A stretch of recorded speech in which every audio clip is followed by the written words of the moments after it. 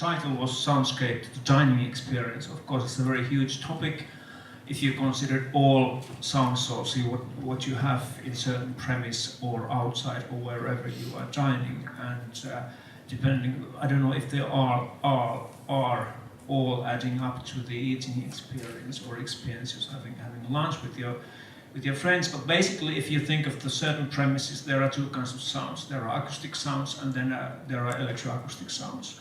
And if you want to make it really simple, the acoustic sounds are already there, and then there are the ones that are being brought into this premises. And you have to deal with all these sounds. So, and if you go to soundscape studies, it's usually meanings that are connected to environmental sounds or the sounds of the food or whatever sounds there might be in certain premises. So if you might want to put this into pieces or categorize of thinking of sounds of the cutlery, for instance, how do they sound, what's the sound of a knife on a plate, for instance, and how people use their knives and plates is a completely different thing if you hold a champagne glass from the stem or if you put it in your mouth. If you're clinking the champagne glass, it gives definitely a different sound to the audience, and of course enhances the atmosphere if you like. Then of course there are sounds of the furniture. Do you have screeching chairs? Do you have any pads between the chairs and the floor? Which of course makes the atmosphere and the soundscape to move to one way or another. And then of course we have room acoustics. Do we have, what kind of ventilation we have there? Do we have large and loud refrigerators near where you're eating? Do we have the door open to the kitchen? Do we want to hear the sounds from the kitchen? That's one thing. What else? Background music. Yesterday I liked Per's presentation, because usually what you hear when you haven't really thought about what is it actually what you are listening or what you're hearing in certain places is that you just have your radio blaring, and it's usually cranked up quite a bit, depending of course the place where you are. And what I liked of Per's presentation was that your stuff was interactive. You were actually reacting what was happening while people were dining. And another thing what I liked was that it was ambient music. There weren't any meanings connected to these songs. So in that sense, your past experience didn't have that much effect on your experience while you were eating. You don't want to hear sad songs or songs that might bring some sad memories from whatever happened to you in the past. And of course, it's not only the food and the premises, it's the people. What kind of people you are having your dinner. So I think this all comes down to a term called acoustic communication. What is being communicated and how this communication is being done. And acoustic design also, to try to take all these and many other things into discussion if we talk about soundscape. So that's, I think, what I have to say about this. Yeah, when I start to think about this topic around soundscapes, I mean, I'm thinking of the practical use, since I'm a freelancing musician composer. And when thinking about, we know how much the environment affects us on the experience when eating in a diner, in a restaurant, for example. So it's really strange that we don't work more with the sound environment or the soundscapes in restaurants. I mean, it doesn't have to be difficult. I mean, most of the soundscapes we have in restaurants or, for sake, every public places is not what we have designed. I mean, we choose things by looking, by the visual. When we build a restaurant, we choose a fancy marble floor and these walls and maybe a roof, because the visual information, we don't care about that a really hard floor is making a really noisy restaurant. So it maybe start to think about designing restaurants for the audible qualities. I mean, there's a lot of good restaurants that people want to go to eat, but they don't, because you can't even talk to the people who are visiting there. I also thought about, you can work with acoustics and soundscapes, and you can add sounds in restaurants to create feelings. We've been talking about seagulls, maybe, if it's fish restaurants, to enhance that. The distribution can be a problem. Should we have speakers in the whole restaurant, or should we just have one table with a really narrow speaker? But I started thinking, maybe it's not the restaurant owner who should take this step and try this and see if the guest comes. What if it's maybe a wine producer?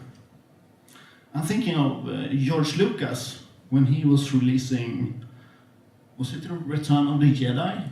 And he was so afraid that the experience should not come through. So he created this certification system, THX, that made all cinemas that had a certain sound quality had this THX logo and could show the movie. So maybe we should have some kind of audio certification to serve some kind of wine. Why not? Well, I mean, I suppose there's a movement in the North American food critics especially, who are complaining about too much noise. They cannot hear themselves think, nor even taste the food. And is it Setsma or something? Maybe the New York Times, and he goes around and his restaurant reviews come with he's got a sound meter, and he just records the sound level as well as the quality of the food in the restaurant. And then they're recording sound levels of 85, 90, 95 decibels on busy days, louder than aeroplanes, in fact. And kind of a whole movement to reduce at least the overall amount of sound.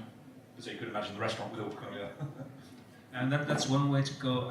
But then again, there is nothing wrong if it's also the quality of the sound. I mean, what I dislike personally is that it's these electroacoustic stuff which is being brought outside. Nothing wrong with people having fun and laughing and making, whatever sounds they are making. So there are noises and there are noises.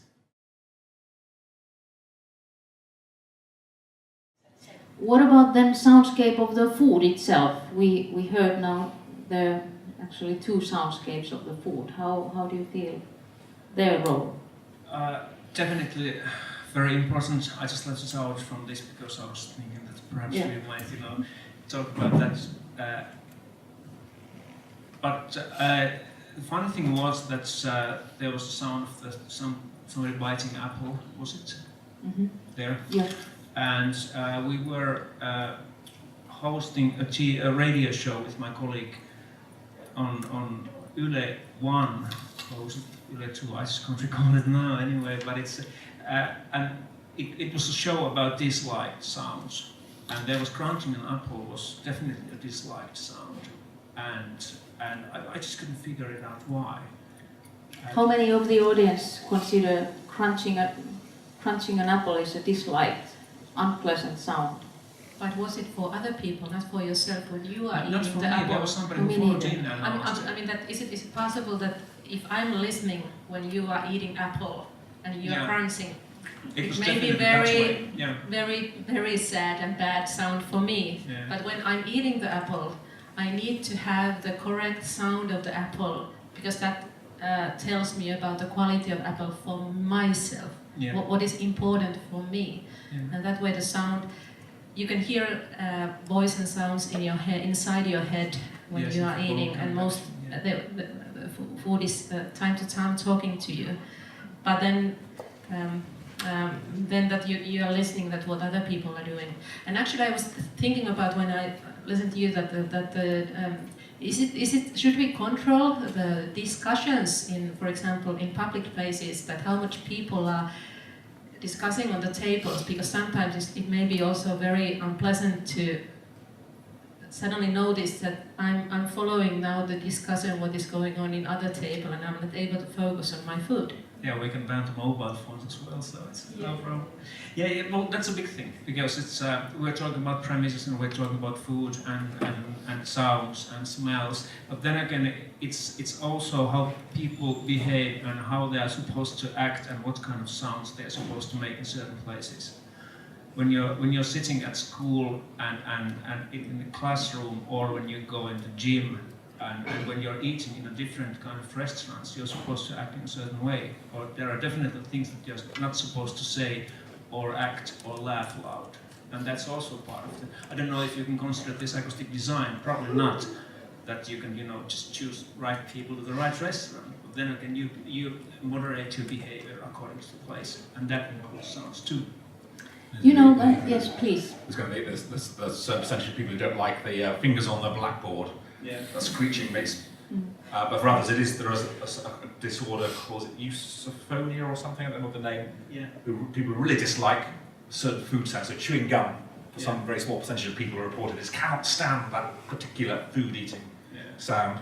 But the truth of on the other hand, I've got two East Asian guests staying with me at the moment, and they drive me and their wife mad because whenever they cook their noodles, it's always. That's clearly part of the enjoyment of sound of eating to them. Yeah, I was thinking about this association with do we want to hear the food we're eating? I mean, that's kind of the same problem when making sound for movies, because if you just hear sound, it can be really hard to place it to what it actually is. And in some situation it would work. I mean, the example with we hear living seagulls eating fish, that works. I'm thinking about if we're eating a steak, would we like to hear a cow? No. Not sure. It's a good point. But maybe some association to some geographical place, or maybe to some historical happening. We're eating some delicious borscht soup and hear the sound of the Trans-Siberian train or something like that.